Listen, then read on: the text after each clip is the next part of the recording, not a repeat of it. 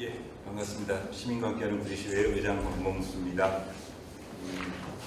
뉴스 다들 보시겠지만 태풍이 우리나라 쪽으로 직접 상륙해서 서울, 경기 수도권에도 아마 영향을 미칠 모양입니다.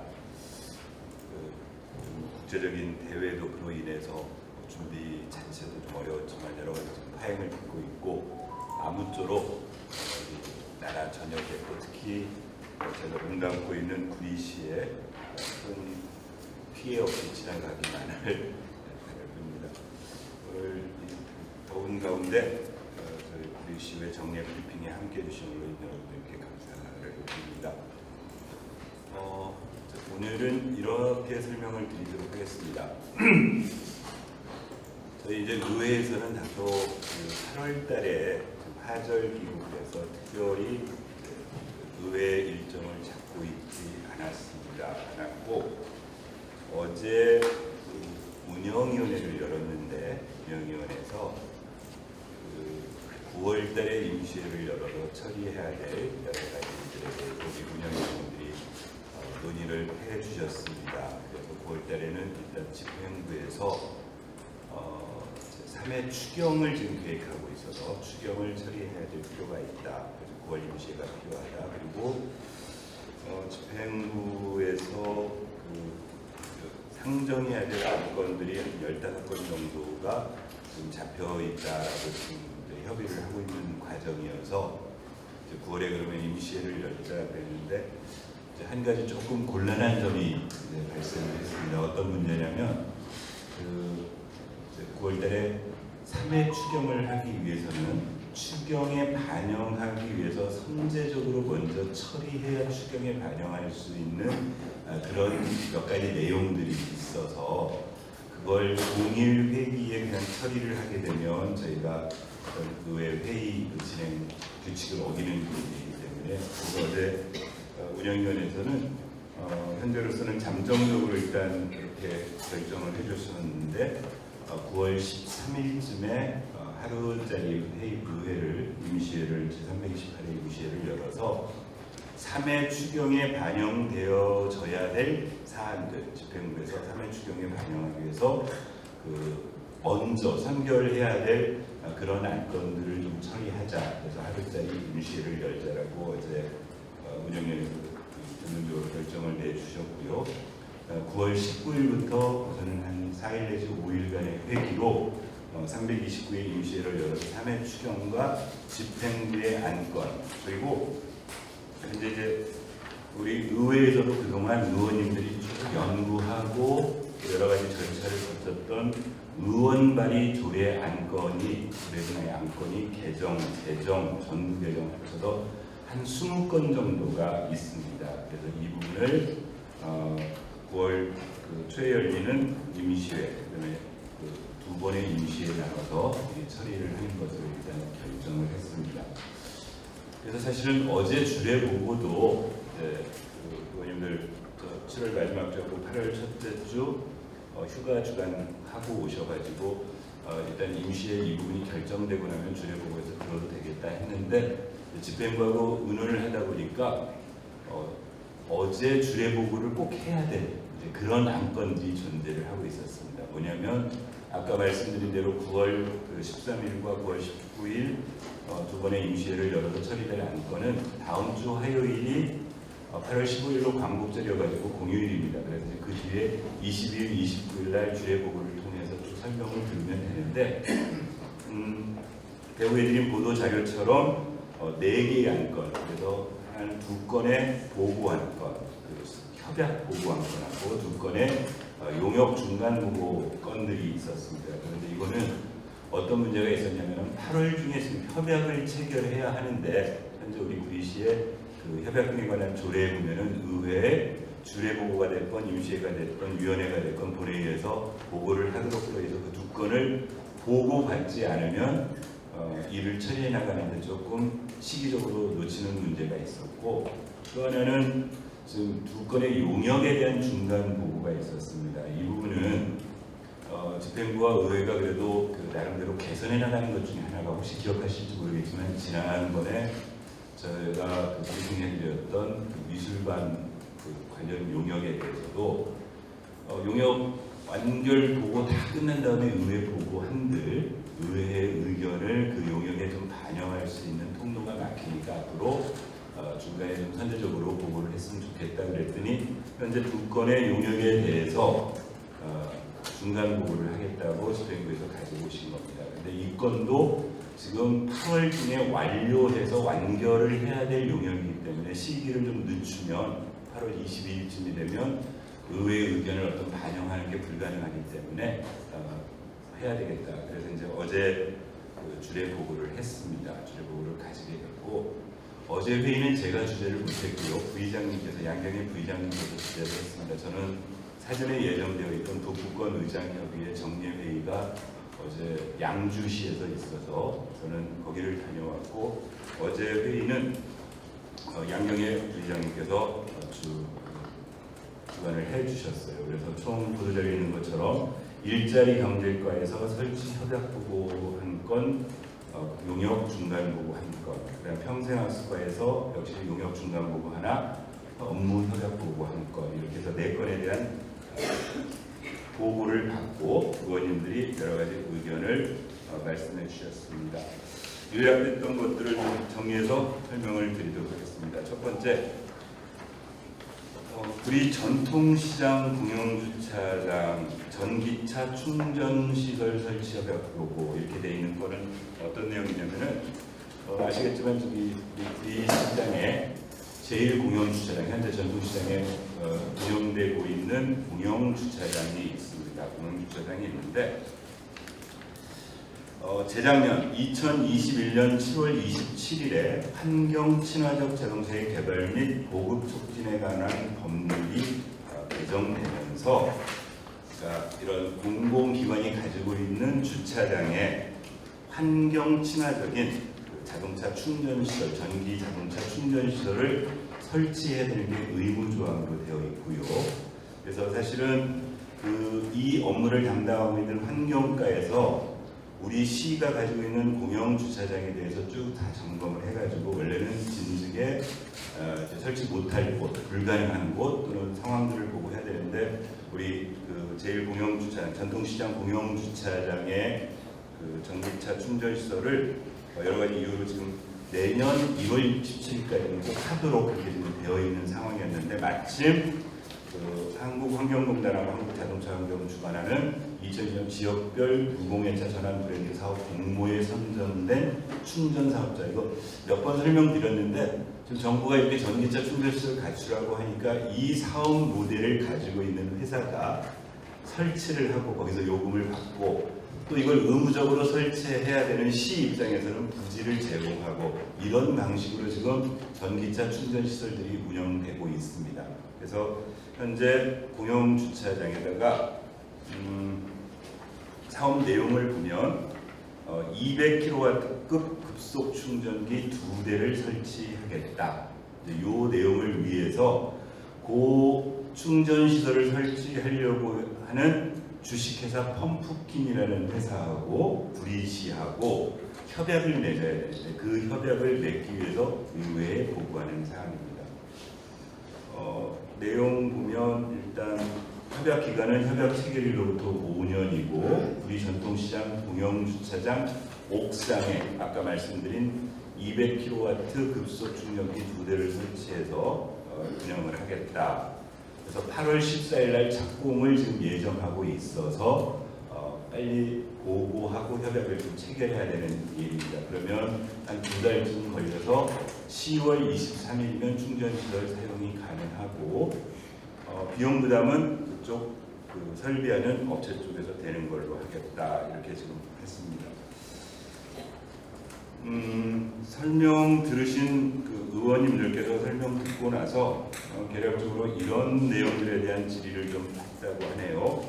하나가 뭐냐면은 일단 그 공영주차장에 지금 주차 면수가 198면입니다. 198면인데 198면에 이게 충분하냐 그런데 이제 우리 충분 여부에 대해서 우리 그 일자리 경제과에서는 일단 법적 충전 요건이 2대입니다. 있으니까 두 대를 설치하면 일단 법적 충족 요건은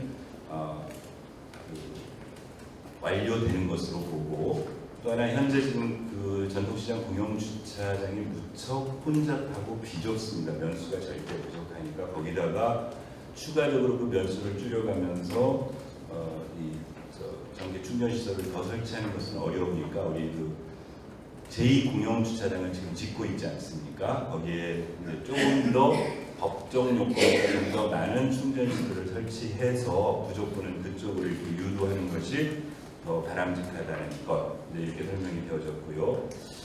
또 하나는 이제 옥상에 이런 전기 충전 시설에 관한 보도들이 일부 화재 문제들이 자꾸 보도가 나오고 있으니까 그 부분에 대한 의원님들의 우려가 있었고, 다만 지하나 저층보다 오히려 옥상이 마냥 부사시에도 오히려 더 낫지 않느냐 하는 집행부의 의견이 있었다고 합니다. 아마도 어제 주례보고 했으니까 바로 협약 체결하고 이번 주 중에, 그래서 14일에는 착공하도록, 다음 주에는 착공해서 진행하도록 그렇게 할 예정으로 있습니다. 다음 이제 두 번째 안건이 역시 일자리 경제과에서 구리시 상권 활성화재단 운영 타당성 검토 용역 중단 보고입니다. 일단 요 부분을 설명해 드리기 위해서는 현재 그 구리시 상권 활성화 재단에 관한 설명을 먼저 드려야 될 것 같습니다. 이 경기도에서 국가에서 그 공모 사업을 이런 사업이 있었다고 하네요. 지난 2019년에 상권 르네상스 사업이라고 해가지고 국비로 지자체에다가 지원을 해주면 그 자금을 활용해서 지역 내 상권을 활성화하기 위한 그런 공모 사업에 구리시가 응모해서 선정이 되었고요. 이제 이 사업비는 국비로 40억, 거기에 대응투자 50에서 12로 40억 해서 총 80억에 이 상권 르네상스 사업, 이제 사업 자금이 확보되고, 그를 위해서는 재단을 만들어서 재단에서 이 사업을 맡도록 하기 위해서 2019년에 재단 설립 조례가 제정돼서 2020년에 재단이 출범했습니다. 그게 구리시 상권 활성화 재단입니다. 이 상권 활성화 재단의 사업 기간이 그 80억 사업비를 가지고 사업을 완료시키는 시점이 내년 6월입니다. 6월이면 일단 그 처음 국비 40억, 12, 40억 해가지고 매칭한 80억을 활용한 1차 사업이 끝나는 상황이고, 그러면 이제 시는 결정을 해야 되는 거죠. 이 상권 활성화 재단을 계속 유지해야 하는 건지, 아니면 사업 목적이 완료됐으니까 그만둬야 되는 건지 등등에 대한 이제 결정을 해야 되는데, 이제 그 부분을 결정짓기 위한 타당성 용역을 용역비가 2천만 원, 2,020만 원을 들여서 지난 6월 달에 한국종합경제연구원에 용역을 의뢰해서 8월 25일 날 이 용역이 완료될 예정입니다. 그래서 중간 보고로 의회에 와서 그동안의 용역 그 내용을 설명하고 의원님들의 의견을 받기 위해서 그날 보고가 되어졌습니다. 아마 해당 기관에서 가지고 온 용역 중간 보고의 PP를 보면 그 사업 과업 개요가 있고요. 우리 시의 일반 현황 등등 해가지고 그동안 구리시 상권 활성화 재단의 운영이 어떻게 되었는지 등에 대한 리서치를 했고, 장기적으로는 앞으로 상권 활성화 재단을 어떻게 운영할까, 이런 것들에 대한 연구 용역 결과를 의원님들께 보고 드렸습니다. 이 용역사항에서 보면 실제로 만약에 이제 아까 얘기한 대로 국비 사업이 끝나고 이제 그러면 이제 자체 시비로 재단에 출연해서 앞으로 사업을 운영을 해야 되는데, 현재 상권 활성화 재단을 운영하는 운영비 종합을 하면 앞으로 5개년간, 지금 5개년간 추가로 연장해서 5개년을 하게 된다고 하면 연간 한 23억 정도의 운영비가 들어간다. 즉 이 말은 시기로 4년간 한 100억 가까운 그 시비 출연을 해서 상권 활성화 재단을 유지해야 된다는 게 이 연구 용역의 결과치입니다. 보고치입니다. 어제 의원님들이 이제 질문한 것들 쭉 제가 전부 그 속기처럼 해서 받은 내용들 이런 것들입니다. 일단은 성과에 대한 분석을 이 용역에서 했는데 이런 것들은 매출, 고용 이런 어떤 사회적인 것까지 전반적으로 좀 다양하게 복합적으로 할 필요가 있었다. 그런데 그 부분이 좀 부족하다. 예를 들면 오히려 주민들 중에는 상인들 중에는 상권 활성화 재단의 활동으로 인해서 전체 매출이 줄지 않았느냐는 그런 일각의 우려도 있었다. 그런데 이제 그쪽 그 용역 업체 쪽에서는 그게 코로나로 인한 일시적인 현상일 뿐이지 뭐 상권 활성화 재단의 문제 이런 건 아니다. 그 다음에 일단 상권 활성화 재단을 통해서 우리 전통시장이 어떤 특화 사업을 개발해야 실제 경쟁에서 그 시장으로서 살아남을지에 대한 어떤 그 방향에 대한 모색도 좀 필요하겠다. 그 다음에 또 하나는 우리 지금 예정대로는 내년 상반기 중에 우리 별내선 지하철 8호선 연장인 별내선이 개통되는데 그렇게 되면 우리 전통시장의 인근에 있는 구리역이 환승역이 되고요. 그러면 소위 강남 쪽에 어떤 외부 유입 효과도 있을 텐데 그런 부분에 상권 활성화 방안도 이 용역에 좀 들어가줘야 되겠다. 그 다음에 일단 시민들에게 시비 이제 앞으로 순수한 시비 23억씩을 써서 이 상권 활성화 재단을 계속 유지한다고 하면 도대체 우리 지역에 어떤 이로움이 있는 건지에 대한 그런 뭐랄까요 확실한 그 내용들이 좀 있어야 시민들을 설득할 수 있을 거 아니냐 뭐 이런 등등의 이야기들이 좀 있었습니다. 또 하나는 이런 용역할 때 보면 대부분 용역기관에서 주로 이제 설문조사를 통해서 어떤 결과치 유도를 하는데 이 설문조사할 수 있을 때 좀 다양하고 좀 더 세밀한 그런 설문 문항 구성이라든가 이런 것들이 필요하지 않겠느냐.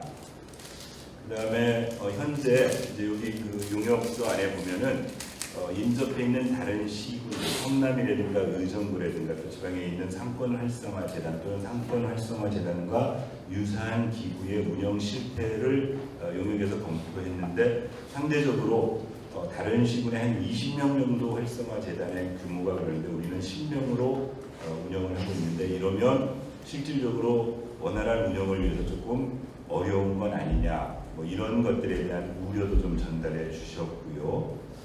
또 하나는 기본적으로 의원님 중에 결국 이 전통시장이 가지고 있는 기능들이 변화되는데 지금 대부분 온라인으로 대부분 집 앞에 배달하고 하는 이런 시스템으로 갈 때 이 전통시장이 앞으로 어떻게 살아남을까에 대한 근본적인 고민들도 이 용역 속에 좀 담겨 있으면 좋겠다. 뭐 이런 얘기들이 의견들을 제안해 주셨습니다. 또 하나는 마지막으로 이런 것도 있네요. 보고서에 어떤 상권 활성화 재단의 생존 전략. 지금은 이 상권 활성화 재단이 그야말로 지난 내년 6월까지 해서 5년간 순수로 하면 4년간인데요. 재단 일부는 4년간 80억 자금을 그냥 쓴 거란 말이죠. 그리고 현재 구조도 앞으로 연간 23억씩 추경 받아가지고 그걸 쓰는 걸로 되어 있는데 활성화 재단에서도 뭔가 자체 수익을 낼 수 있는 사업을 개발해야 될 필요가 있는 거 아니냐 이런 의견도 제안해 주셨습니다. 아마도 어제 담당 과와 그다음에 이 용역을 수행하고 있는 기관에서 오셔서 의원님들의 충분한 그런 조언 또는 우려를 들으셨던 만큼 8월 25일 최종 보고서가 나오는 과정에 이런 의견들이 반영되어져서 보다 우리 시 상권 활성화 재단이 앞으로 어떻게 운영될지 그리고 궁극적으로 이 상권 활성화 재단을 유지 운영하는 목적이 우리 구리 전통시장이 제대로 그 시장으로서의 기능 그리고 그 안에서 실제 영업을 하고 있는 우리 시민들 또는 상인들에게 도움되는 방향이 필요한 거기 때문에 그런 용역으로 될 수 있으리라고 봅니다. 다음이 이제 평생학습과에서 가지고 온 두 가지 건입니다. 역시 똑같은 아까 말한 것처럼 용역 하나하고 협약 하나하고 똑같이 들어왔는데, 아까 순서대로 하면은 그냥 그 전기차 충전시설 똑같습니다. 아까 그런 법률 때문에 새로 이제 청소년 문화의 집이 올 연말까지 지어져서 개원을 해야 되는데, 거기에 전기차 충전시설이 필요하다. 그래서 거기는 한 대가 필요한데, 지금 그 협약하려고 하는 업체하고는 한 대를 거기에 설치하는 것으로 되어 있는데, 이제 이게 좀 용량이 작은 모양입니다. 보고한 거로는 아까 공영시장에는 200kW짜리인데 여기는 50kW짜리여가지고 의원님들이 듣고 나서는 이거 가지고 이게 충전이 되겠느냐. 그런데 이제 하여튼 전체적으로 거기 주차 규모가 그렇게 크지 않아서 법정 요건으로 되겠다는 거고요. 용역 부분은 지금 청소년 문화의 집은 사업을 다시 한번 몇 번 브리핑해드려서 정리해드리자면, 지난 2019년부터 시작해서 올해까지 완결되는 사업으로 지하 1층, 지상 5층, 연면적 3,483평방제곱미터, 그래서 총 사업비가 한 120억 정도, 130억 정도 들어갔습니다. 시비가 48억, 도비가 50억, 특교세 5억, 특조금 24억. 그래서 상대적으로 시비 부담이 한 30여 프로 가지고 나머지 외부 자원 가지고 이렇게 지어서 1층에는 미래교육센터와 소공연장, 지하 1층은 주차장입니다. 15면, 2층에는 도서관과 카페, 3층에는 댄스실, 강의실, 4층에는 메타버스존, 음악연습실, 5층에는 동아리실, 집회장 등등의 이런 시설이 들어올 거고요. 2014년에 타당성 용역을 해서 2020년부터 기본 설비에 들어갔고, 계속비 변경해서 2021년 11월 달에 착공해서 지금 작업이 진행되고 있습니다. 현재 공정률이 90% 정도 돼서 9월 달에는 건축공사가 준공돼서 끝나고, 바로 이어서 한 3개월에 걸쳐서 인테리어 공사를 하고 시공운영해가지고 내년 1월 개관을 목표로 하고 있는 시설입니다. 그래서 이제 건축공사가 끝나면 내부 인테리어를 해야 되는데, 그 인테리어 공사를 위해서 용역을 맡긴 겁니다. 그래서 용역 이름이 우리 인테리어 공사 실시 설계 용역으로 용역비가 7,700만 원 정도 들어가 있고요. 여기는 ENIDS라는 회사 외 2개사, 한 개사가 분담 시행하기로 되어 있습니다. 그래서 어제 요 의원님들께 이런 용역들에서 각 층별로 이렇게 그림 이런 식으로요, 각 층별로 어떻게 인테리어하고 어떤 설비가 들어가고 등등에 대한 이런 용역 결과를 설명하러, 그래서 일단 이것도 역시 8월 말까지 완결해야 되니까 어제 중간 보고 하러 오셔가지고 중간 보고 해주셨고, 중간 보고 듣고 여러 가지 의원님들이 요 설명들은 다를 가지고 의견을 제시해 주셨어요. 이제 어쩌면 현장에 가장 오히려 가까우신 분들, 그냥 단순히 설계적 측면, 디자인적 측면이 아니라 좀 더 이렇게 폭넓게 여러 가지 그 제안을 해주셨는데, 일단 이런 제안이 있습니다. 그러니까 그 청소년 문화의 집 인테리어 컨셉, 이 용역사에서는 컨셉을 어떻게 잡았냐면 미래, 꿈, 놀자 뭐 이런 컨셉을 잡아가지고 디자인을 했다라고 어제 설명을 했는데, 의원님들이 보니까 그거 잘 안 떠오른다. 뭐가 미래고 뭐가 꿈이고 놀자 뭐 이렇게 하는 게 아니고 되게 사무공간 같은 느낌이 드니까 이걸 좀 학생들 눈높이로 좀 맞춰줘요. 거기를 이용하는 주 소비자가 청소년층인데, 청소년들이 좀 더 친화적으로 할 수 있는 공간으로, 특히 화장실 같은 경우에 대한 지적을 해주셨다고 해요. 메시지를 담아야 된다. 화장실은 뭐 이런 내용입니다. 청소년들에게 범죄 요소로 사용될 수 있는 공간이기도 하기 때문에 그곳이 건전한 공간이 될 수 있도록 청소년들이 드나들면서 메시지 교육을 통해 그 공간이 건전한 공간이 될 수 있도록 층별, 섹션별로 연속성을 가지고 그런 메시지가 전달될 수 있는 화장실로 좀 디자인해다오, 이런 제안도 해주셨고요. 그 다음에 그 댄스 교실, 아까 우리 몇 층이었습니까? 그 층에 댄스 교실이 있다고 제가 설명을 드렸는데, 그 댄스 교실은 아이들 춤 연습해야 되니까 요즘은 대부분 그 유튜브 보고 연습하니까 대형 모니터 같은 것도 좀 설치해주면 유용하게 쓸 수 있겠다. 또는 프로젝트 설치를 좀 해달라고 이런 것들이 얘기했었고요. 그 다음에 이런 제안도 어떤 의원님이 해주셨다고 합니다. 클라이밍, 바위 타는 거, 암벽 타는 거, 혹시 외부 쪽에라 또는 내부 쪽에라도 이런 공간 설치가 가능한지도 한번 검토해 다오. 그 다음에 그 도서관에 소파가 설치되어 있는데, 여기 청소년들이 이용하는 거기 때문에 그 소파보다 오히려 청소년들에게 친화적인 그런 가구 체계로 좀 바꾸는 건 어떠냐, 이런 제안도 해주셨고요. 그 다음에 그 취미교실 벽면에 컬러벽으로 그 보드판을 좀 설치해서 아이들이 쓸 수 있게 하는 건 어떻겠느냐.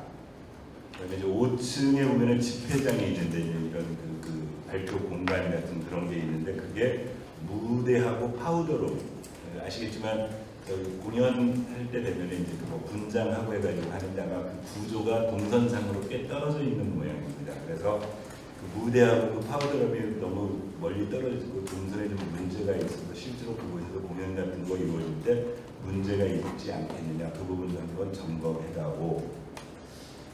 그 다음에 이제 이런 말씀도 해주셨어요. 대부분 이런 청소년들 보면 로비가 좀 그 활용도가 되게 높은데 여기가 별로 공간이 넓은데 어떤 활용도가 부족한 것 같다. 이 로비를 잘 활용해서 아이들의 소통 공간으로 활용할 수 있도록 좀 한번 디자인해다오. 그 로비 벽면에 카페처럼 창밖으로 긴 테이블을 설치해가지고 이렇게 밖을 보면서 얘기할 수 있는 뭐 이런 공간도 한번 연구해 봐다오. 그러니까 그 오히려 비전문가인, 그래서 청소년들과 이렇게 접하는 의원님들의 시각을 다 전달해 주셨고요. 또 문화거실을 운영하게 되면 거기에 여러 가지 도구들 많이 쓰는데 이게 창고가 없다 보면 보관하기가 쉽지 않으니까 어떤 그 보관할 수 있는 그런 공간에 대한 배려도 필요하겠다.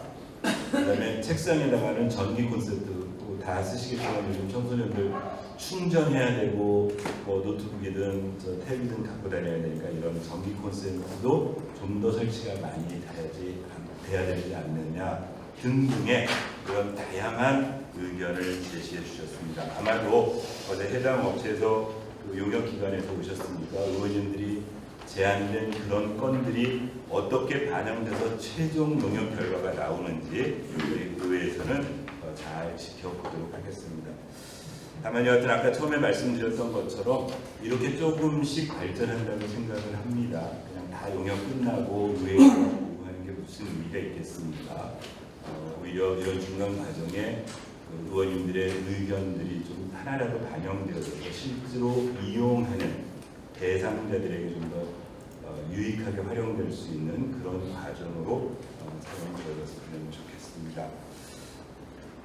일단 어제 4건에 대해서는 여기까지 설명을 마치겠습니다. 혹시 이제 요거 제가 질문 먼저 혹시 질문하실 게 있으면 제가 답변해 드리고, 혹시라도 더 부족한 게 있으면 우리 그날 어제 해석했던 직원들 와 계십니다. 직원들께도 좀 제가 물어봐서 하고, 그게 끝나고 나면 제가 한 2-3건에 대해서 간단히 좀 브리핑해 드릴 게 있어서 그 다음 진행하도록 하겠습니다. 질문하실 기자분들께서 손을 들어주시기 바랍니다. 어제 건 좀 심플합니다. 무슨 논란이 되는 건 아니고 2건 다 이렇게 보시면 될 것 같습니다. 2건의 협약은 시기적으로 8월 중에 해야 되니까 잘 협약해서 둘 다 전기 충전 시설이거든요. 안전하게 관리되고 전기차 가진 시민들이 잘 이용할 수 있도록 시가 준비 잘했으면 좋겠다는 게 의회의 입장. 네. 저기 전통시장을 보면요. 네. 2층에서 5층까지 주차 면적이 있단 말입니다. 네. 근데 이제 화재 위험 때문에 2층하고 4층은 전기 충전 시설이 좀 힘들 거고, 네. 선상 이제 5층밖에 없는데 5층이 어떤 문제점이 있냐면은 네. 여름철에 비가 많이 오면은 물이 넘쳐가지고 엘리베이터까지 가동이 중단됩니다. 네. 그래서 제가 수없이 봤거든요. 예. 그리고 겨울에는 눈이 좀 내리면은 통제가 돼요. 예. 미끄럽기 때문에 네. 이런 데다가 전기차 충전 시설을 한다는 게 큰 의미가 없을 것 같아요, 저는. 그리고 아무래도 아무리 옥상이지만은 시장이 밀집되어 있는 데 아닙니까? 요즘 전기차 충전하다 화재 나는 것도 많은데 옥상에서 만에 하나라도 화재 상계 나면은 그걸 끌 수 있는 여력이 없어요. 골목도 비좁고 해가지고 그거는 조금 연구를 좀 해보셔야 될 것 같습니다. 그럼. 예. 아마 이제 아까 말씀드렸던 것처럼 어제 보고건이 뭐 이제 좀 구상 단계에서 보고한 건 아니고 이제 이미 다 진전이 되어져서 그 전기차 설치를 하려고 하는 업체와 이 논의 과정이 다 전개가 되어졌고 아까 설명드렸던 것처럼 의원님들도 이제 실제로 그게 충족되느냐 수요를 다 충족할 수 있느냐 그건 안전성에 대한 부분들인데 제가 어제 현장에 있지 않아서 그런 아까 우천시, 포구시 가을에 눈 내렸을 때 등등에 관한 것들은 어제 아마 언급이 안 되셨을 수도 있을 것 같아요. 다만 이렇게 한번 혹시라도 앞으로 제가 일자리 경제과에 그런 인사는 잘 전달을 해보겠습니다. 뭐냐면 이제 두 가지, 하나는 일단 이게 법적으로 꼭 설치해야 되는 강제적인 일이 있습니다. 약간의 위험성이 있더라도 그러면 그나마 주어진 공간에서 가장 설치 가능한 공간을 찾을 수밖에 없는 게 일단 공무원들의 입장인 것 같고 그래서 지하보다는 그나마 이제 옥상이 어떤 안전도의 문제였고 다만 아까 말한 대로 폭우가 내렸을 때나 눈이 내렸을 때 접근이 안 되면 정말 유명무실한데 그러면 그 시설을 관리하고 있는 주체 또는 해당 부서에 우천시나 또는 강설시에 눈이 왔을 때 어떤 대비책에 대해서 한번 저희가 보완을 요구해 볼 거고요. 그다음에 이거는 이제 공동주택과에서도 그런 비슷한 얘기들이 나오는데 이제 화재 시의 문제들이 나옵니다. 그런데 이 전기 충전 시설에는 나고 있는 화재가 사실은 이렇게 건물 내가 아니고 이제 외부에서 이렇게 약간의 폭발이라든가 불꽃이 나듯이 하는데 그걸 초기 진압하는 화재 장치들. 그래서 부하연에 회장님들이 요구하는 것들이 하나 있었어요. 그런 시설도 있답니다. 그래서 초기 화재가 났을 때 이렇게 확 던지면 텐트처럼 전기 충전 시설을 확 덮으면서 소화를 시키는 그런 장치들 등등. 여하튼 지금 소 기자님이 말씀하신 유사시에 그러니까 이게 소방차가 와가지고 하기에는 어려운 곳입니까? 초기 단계에서 이렇게 폭발 또는 화재의 위험을 방지할 수 있는 그런 부분들에 대한 우려도 또는 관리 방안도 강구하도록 저희가 추가적으로 정부에 요구를 하도록 하겠습니다.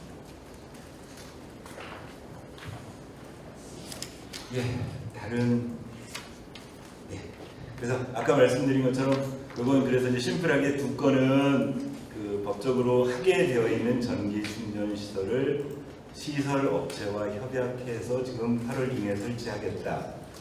이제 두 건에는 용역을 지금 실시하고 있는데 그 용역을 중단 보고하니까 어제 의원님들이 지적하신 또는 제안하신 여러 가지 것들을 가장 발전적으로 반영해서 보다 시민들에게 유익한 결과물이 도출될 수 있도록 하라. 이렇게 결론을 하도록 하겠습니다. 그래서 어제 주례보건과는 이렇게 제가 마치도록 하고요. 아마 간단하게 세 가지 점을 조금 제가 광고 삼아 알려드리겠습니다. 하나, 지난주에 제가 의정 브리핑했을 때 오늘 안 오셨는데 우리 홍영 기자님께서 그전 시정 소식지와 관련된 질문을 해주셨어요. 그래서 지금 어떻게 되고 있느냐 그래서 제가 뭐라고 답했냐면 일단 의회에서는 원고 제공을 할 생각은 없다. 3인에서 1면으로 줄인 부분에 대해서 원고를 저희가 특별히 보낼 생각은 없고 홍보 담당관실에서 운영하고 있는 편집위원회에서 의회 소식을 나름대로 실으시면 될 것 같다. 그래서 일단 의회 입장에서는 근원적으로 현재의 불이소식지 발행의 전체적인 실효성 또는 방법 등등에 대해서 구체적으로 검토하기 위해서 자료 요구를 했다 그렇게 말씀드렸는데 제가 한 장씩 나눠드린 게 그 자료 요구에서 받은 겁니다. 어떤 자료를 요구했냐면 2010년 이후 시정소식 발행 현황, 판형, 페이지 부스, 발행주기 예산 등, 그다음에 2010년 이후 시정소식 인쇄업체 계약 현황 그랬더니 지금 나눠드린 것처럼 발행 현황은 그렇게 한 장짜리로 만들어서 집행부에서 주신 겁니다. 다만 그 밑에 당구장 표시처럼 시정소식지 문서 보존기간이 5년이나 계약서로 제공되는 경우가 일치 작성해서 2016년 이전 계약서료는 폐기되어서 2017년 이후부터 첨부했습니다. 이렇게 얘기가 되어졌고요. 그래서 거기 보시면 지금 이제 그동안 우리 시정소식지는 2017년, 18년까지는 타블로이드라고 해서 타블로이드 편으로 이렇게 신문지 약간 뭐라고 해야 되나 이렇게 접는 신문지 짜리로 해가지고 16면으로 해서 88,000부 그러다 9만 부로 해서 약 1억 7천에서 1억 9천 정도의 예산을 가지고 시정소식지를 발행을 하다가 2019년도에 이 타블로이드 발행해서 이제 책자형으로 바뀌게 된 것 같습니다. 책자형으로 바뀌게 되고 그에 따라서 예산이 대폭 증액되어져서 약 한 2억 5천에서 그 다음에 2억 한 6,700, 그 다음 연도에 3억, 그 다음에 올해 예산은 3억 1,400 이렇게 지금 발행이 되고 있다고 현황을 주셨습니다. 그때 말씀드렸던 것처럼 이 예산 문제와 관련해서는 당초 올해 2023년도 예산 심의를 할 때 예산결산특별위원회에 계신 의원님들이 전년도 예산에 비해서 대폭 증액된 그 예산을 삭감했었고 다만 집행부에서는 그게 지대 상승으로 인해서 똑같은 판형을 유지하기 위해서는 올라야 된다는 주장이었지만 의원님들은 여하튼 예산을 일부 삭감을 했었고 그 삭감된 예산을 가지고 그때 설명드렸던 것처럼 12개월이 아닌 10개월 계약을 해가지고 발행을 하면서 1회 추경과 2회 추경에 그 삭감된 양을 그대로 증액 요구를 했던 거를 의회가 다 삭감을 했었습니다. 그랬더니 지난 8월부터는 면수를 줄여서 44면에서 36면으로 지금 줄여서 발행을 하고 있고 그에 따라서 의회 소식을 전하던 4면을 1면으로 줄여서 지금 발행하고 있어서 이번에 배포된 거기에는 우리 의원님들 8명이 행정사무감사 회의장에서 찍은 사진을 윗면에 아랫면에는 의회 사진을 전경으로 기사로 실어주셨습니다. 그래서 이런 자료들 여기 이제 또 추가적으로 좀 보완할 자료들을 요구해서 내년도 예산 심의를 할 때 의원님들이 이 구리 소식지를 어떤 방식으로 어느 정도 예산을 투여해서 시민들에게 필요한 소식을 전달하는 게 가장 합리적인 것 또는 제가 다른 시군을 출입하시는 기자님들하고도 얘기를 해봤더니 통장님들이 이렇게 구리 소식지를 과거고 이렇게 배달하는 시가 우리 시밖에 없는 것 같다는 말씀을 드렸는데 그런 현황도 좀 파악해서 과연 이 배포하는 방식의 통장님들께 이 업무이라도 이 구리 소식지 하는 것들이 옳은가에 관한 것도 좀 파악을 좀 해볼 거고요. 하여튼 등등을 이 제로 베이스서부터 한번 다시 의회가 판단을 해보고 가장 바람직한 방향으로 만들어갔으면 좋겠다라는 생각입니다.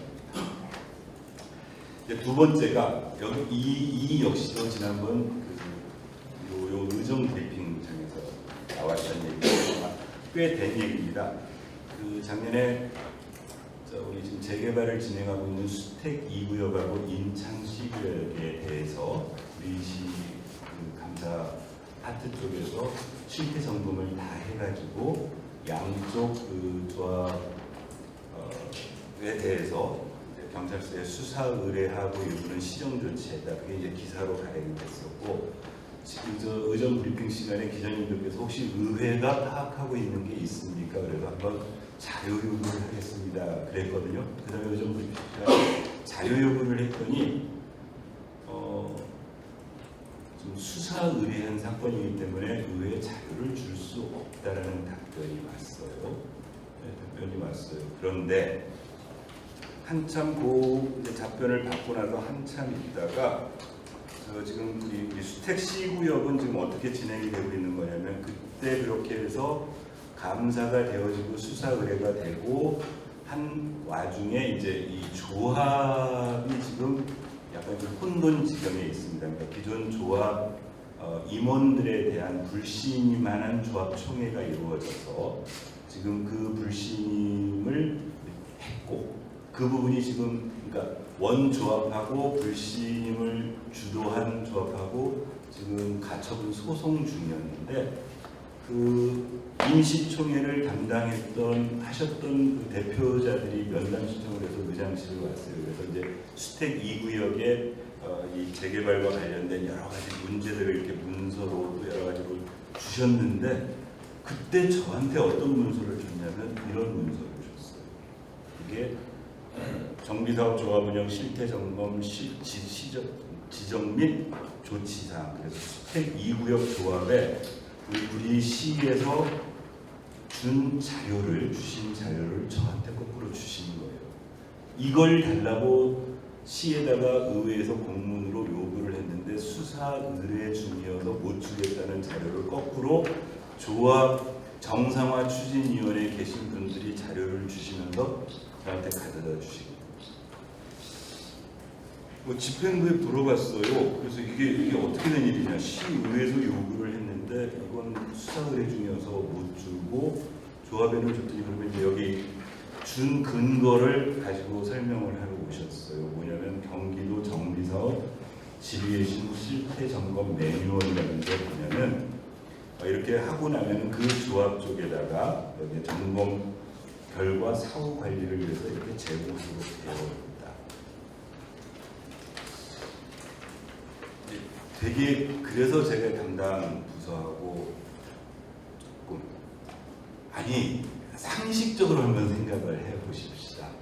지금 이 매뉴얼에 의해서 시가 점검을 하고 지적을 하면 그 결과를 조합에 통보하도록 되어 있는데 하여튼 이 조합이 지금 어떻게 재개발이 진행되고 있느냐가 우리 시의 어떤 전체 구조를 갖추면서 되게 중차된 문제가 있기 때문에 시민의 대의기관인 의회가 도대체 뭘 지적했느냐, 뭘 수사 의뢰했느냐 등등을 좀 알려달라고 요구하는데 수사 의뢰해서 못 줬다고. 그러니까 저희한테 이거 줬으면 되는 거거든요. 그래서 심지어 어떤 일까지 제가 했냐면 이 사항을 알고 나서 제가 공문을 어떻게 보냈냐면요. 처음에는 인창시구역과 수택 2구역의 실태 점검 사항을 해달라고 했더니 안 줬어요. 수사 의뢰. 그래서 제가 뭐라고 공문을 바꿔서 보냈냐면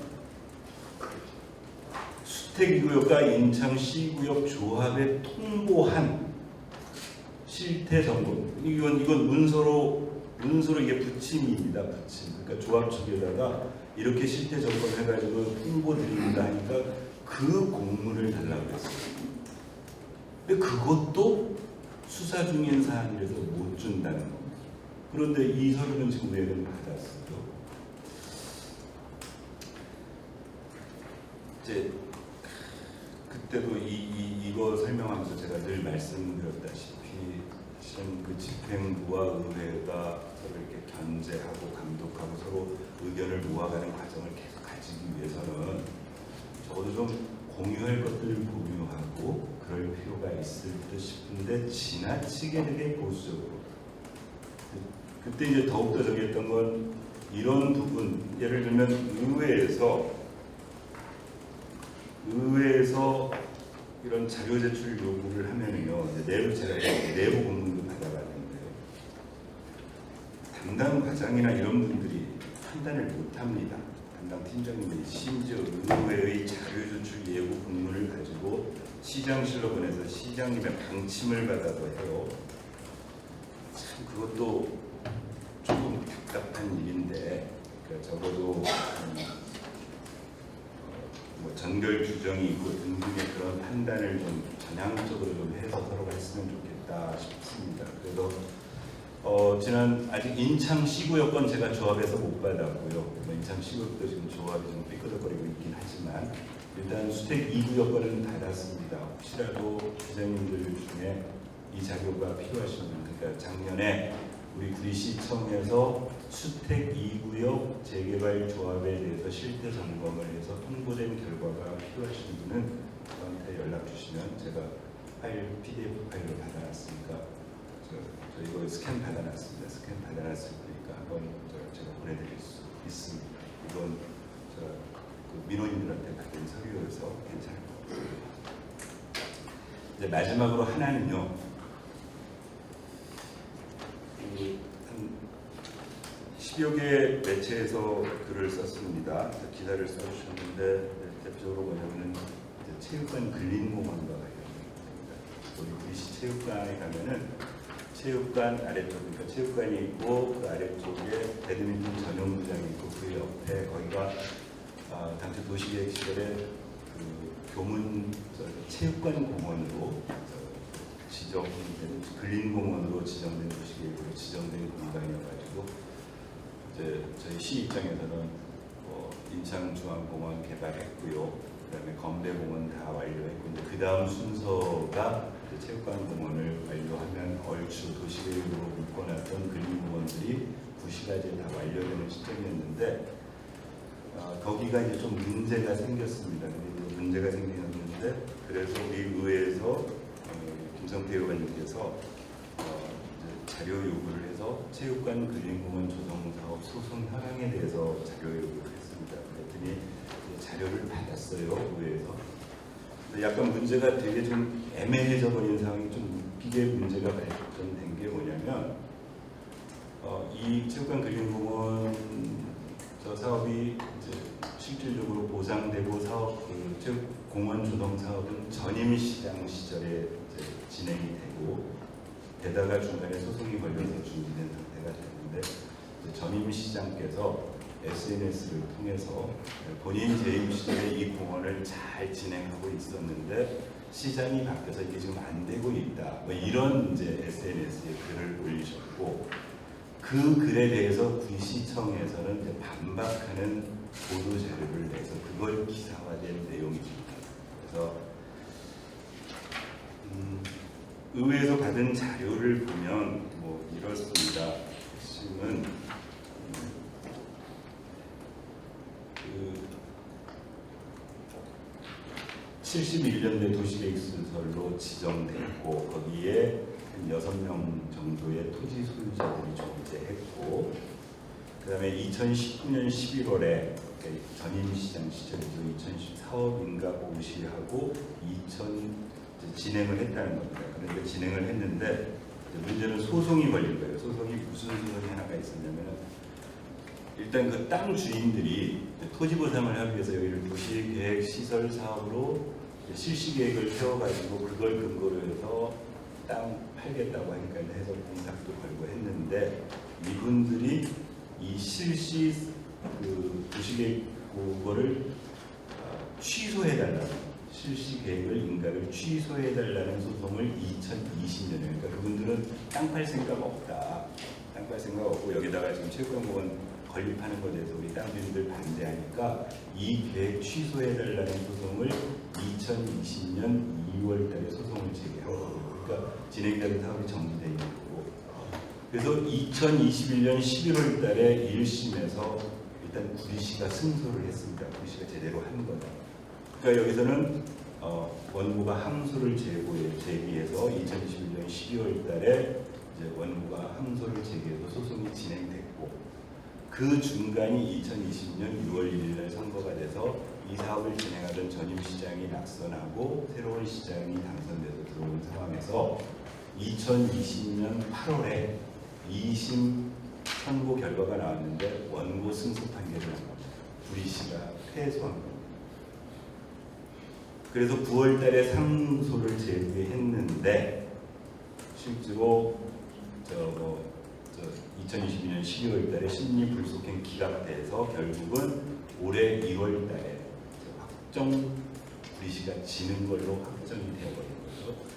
그러니까 요게 되니까 지금 땅 주인들은 요건하고 그러니까 실시 그 체육관 짓겠다는 계획에 문제가 있으니까 이거 무효로 해주세요 소송 하나 하고 그 수용 재결을 해서 이제 말하자면은 시가 수용해가지고 공탁해놓고 수용하는데 이것도 무효로 해주세요 이렇게 소송을 2건을 했는데 선결된 건이 구리시가 졌기 때문에 당연히 그 옆에 수반되는 거는 우리 브리시는 이제 할 수 없습니다. 그러니까 이제 사업을 진행할 수 없는 상황이 된 거죠. 그런데 이게 이제 묘하게 말씀드린 것처럼 전임 시장의 SNS에 나는 열심히 해가지고 체육관 공원을 만들어 놓았는데 이게 안 됐다. 그러니까 이제 시 입장에서는 어떻게 지금 보도 자료를 내신 거냐면 핵심은 2심 패소 판결의 원인이 뭐였냐는 겁니다. 아까 1심에서는 시가 승소했는데 저쪽에서 항소해가지고 2심에서 우리가 졌는데, 브리시가 졌는데 2심에서 패소한 핵심 내용은 여기 이렇게 그 기사에 나와 있어요.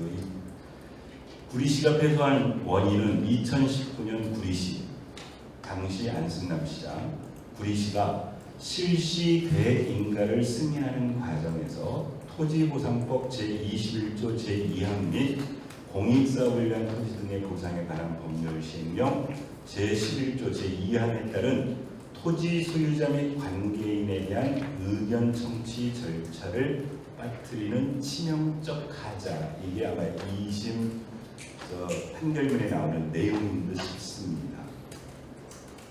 그러니까 이제 전임 시장은 나 있을 때 잘 진행되다가 결국 패소 판결은 후임 시장이 받았다고 주장하시는 거고, 지금 현임 시장은 결국 이 패소의 원인이 되는 행정 행위를 할 때 전임 시장 재임 시절이니 전임 시장이 잘못된 거 아니냐, 이런 공방을 가지고 한쪽은 SNS에 글을 쓰고 한쪽은 보도 자료를 해가지고 이런 기사가 지금 나오고 있어요. 제가 오늘 기자님들께 누가 잘했다 잘못했다가 아니고 묘하게 문제가 하나 애꿎은 사람들 다칠 것 같아서 말씀을 드립니다. 그랬더니 그 다음에 이제 구리시 보도자료에 있는 내용입니다. 이에 구리시는 체육관 근린공원 조성사업 중단과 관련하여 토지보상법 제21조 제2항 및 공익사업을 위한 아까 설명드린 토지 이런 절차가 누락된 사유에 대하여 철저히 조사를 진행하고 있으며 당시 사업 추진 중 업무 과실에 대한 명확한 결과가 나오는 대로 공무원에게도 엄중하게 책임을 묻고 징계 등의 조치를 취하겠다고 밝혔다. 이게 보도 자료입니다. 올 1월달에 자 우리 저기 확정 판결돼서 이 사업은 지금 그래서 이 시에서 보고할 때도 어떻게 의회 와서도 어떻게 보고하냐면 이렇게 해서 소송에서 졌기 때문에 현재로서 방법은 없습니다. 그래서 이 보상 안 된 부분만 일단 진행하고 나머지는 전부 그 중단하고 이후에 다시 도시계획에 이걸 반영하는 방안 쪽으로 하겠습니다라고 보고하고 일단 그렇게 진행을 했어요. 그런데 엉뚱하게 전임 시장의 책임론, 현임 시장의 책임론에 논란이 되고 나니까 결국 그 해법이라는 게 뭘로 가냐면은 당시 잘못한 공무원들 징계하겠다 이렇게 나와버린 거예요. 지금 나란히라고 똑같습니다. 잼버리 대회 이 난리 나고 나니까 전임 대통령 때 1인에 현임 대통령 때 1인이 애꿎은 중간에 공무원들 다치게 하는 일이 좀 발생할 것 같아서 제가 우리 의회 전문위원실에 해서 지방공무원법 좀 한번 찾아봐 달라고 그랬어요. 그리고 정말 이런 일이 생기면 안 되겠다는 이유 때문에 제가 오늘 브리핑을 해드리는 겁니다.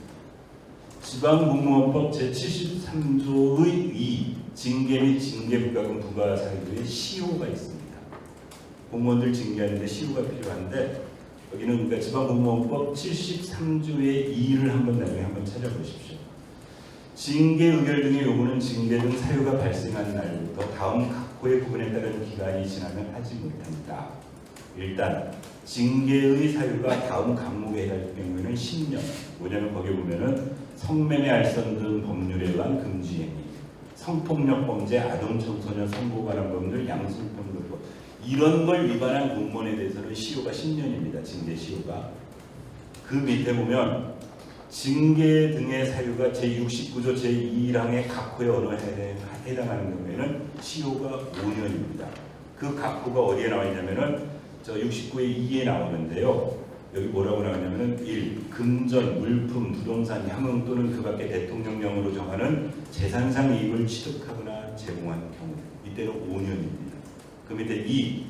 다음 강목에 해당하는 것을 횡령, 배임, 절도, 사기 또는 유용한 경우 이때는 5년입니다. 여기 보면 국가재정법, 국고금관리법 즉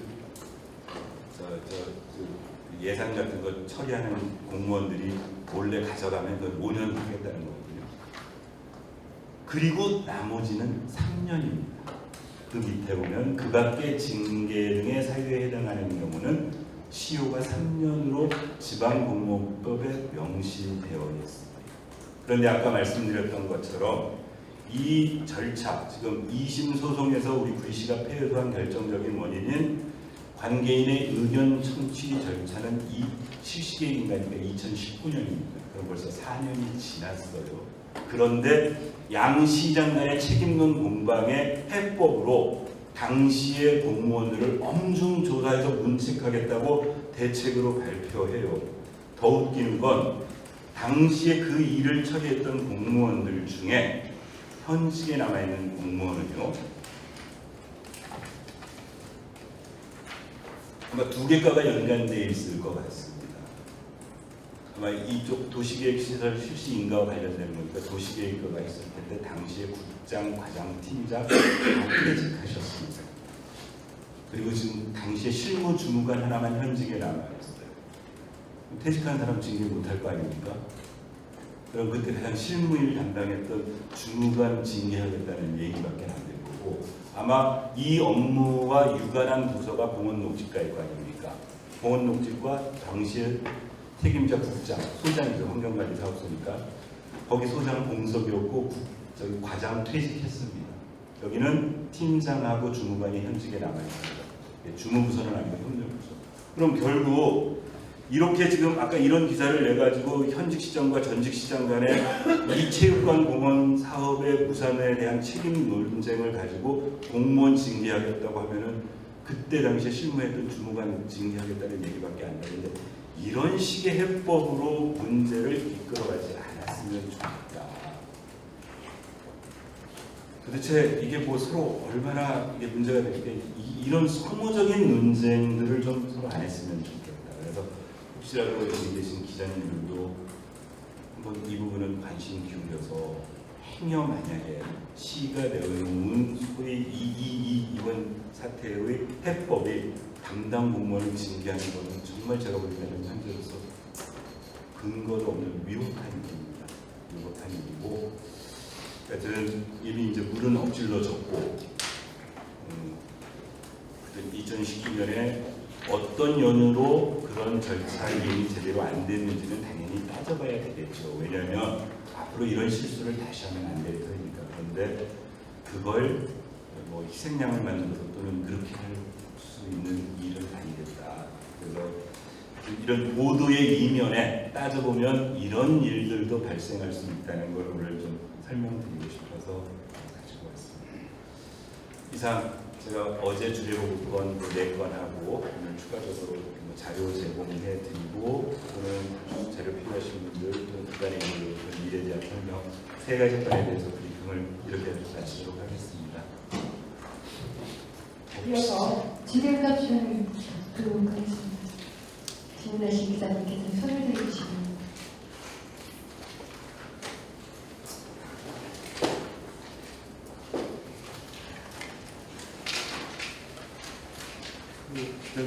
필요하신 것들은 저한테 주시면 아까 임창 수택 2구역 자료도 그렇고, 그 체육관 공원 관련해서 아마 보도자료에 충분히 시에서 이 기사 체육관 근린공원 공사 중단의 전임시장의 매국은 사실과 달라 한 보도자료에 충분히 쭉 설명은 되어졌을 겁니다. 다만 이제 그 이면에 그 행간에 혹시라도 애꿎은 공무원이 다치지 않도록, 물론 잘못한 부분들에 대해서는 서로 규명을 해야 되겠지만 법은 좀 엄중하게 지켰으면 좋겠다는 우려의 말씀을